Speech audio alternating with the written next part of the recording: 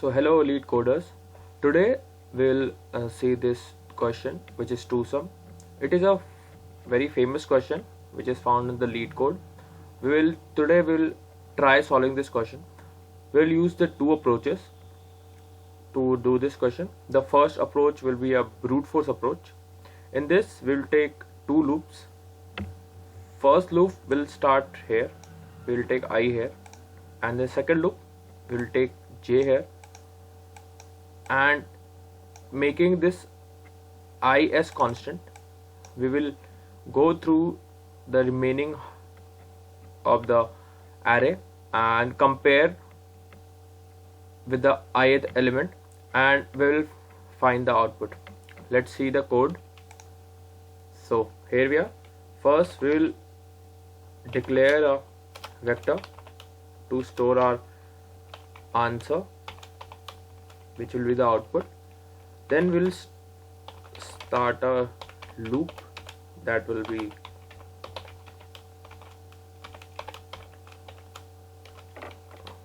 so we have made the first loop, and in the first loop we'll start the second loop now, and it will start from the second element.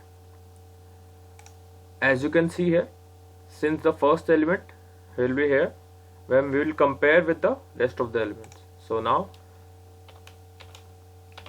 it should be less than num dot size j plus plus. So if our first element sum and second element sum double equals to target, then we'll store the position in our answer vector, and then we'll break, because as you can see in the question, it is clearly written it has exactly one solution, so we don't have to worry that we will not find a solution or there will be more than one solution. So after a condition is matched, we'll come out of the loop, and we'll also use one more variable, that is k. This k will tell when to stop both the loops. So when we come out of this loop, we will put one more loop and this will break. After coming out, we can just return answer and our code will run.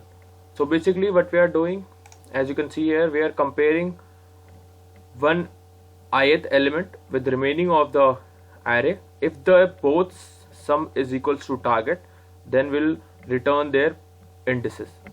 This is the first approach, the brute force approach. It takes order of n square in worst case. Since, as you can see, we are going through two loops. First loop will take n order of n time, second will loop take another order of n time, so it will be n into n, it will be n square. So this concludes our first approach, that is the brute force approach. In the second approach, we'll use a hash map. So we'll use the hash map. In hash map, we'll use a new approach to make the code faster than the brute force approach. In this, we will try to find the target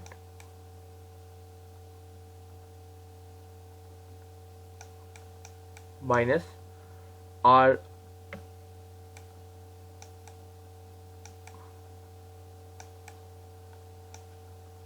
pardon for my handwriting.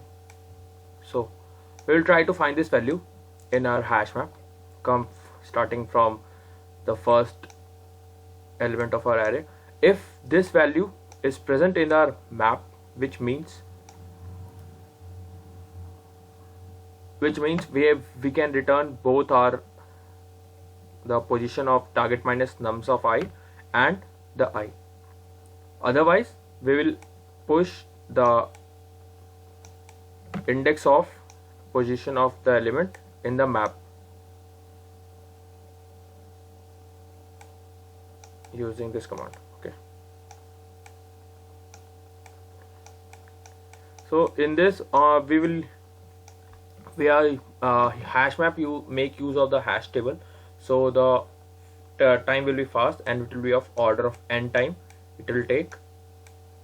So going to the code now. In this, first we will define the map, and then we will define our answer, that will be the output. I will use a loop.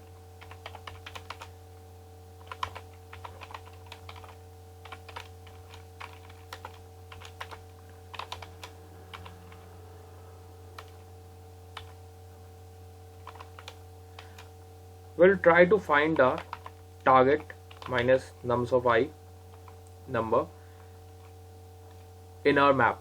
If this is not equals to map that end.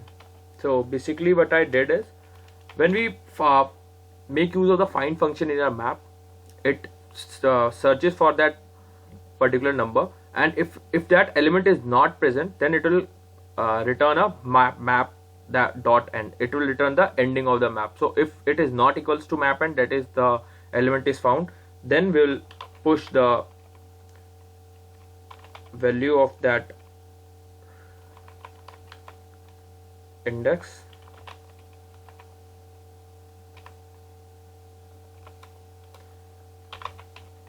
and we'll push the I. Otherwise we will push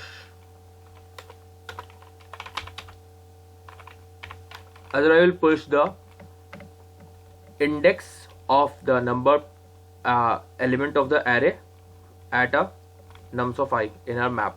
So the next time when when we'll find target minus nums of I, if it is present, then we'll store the index of target minus nums of I and the index of the nums I which we have already there.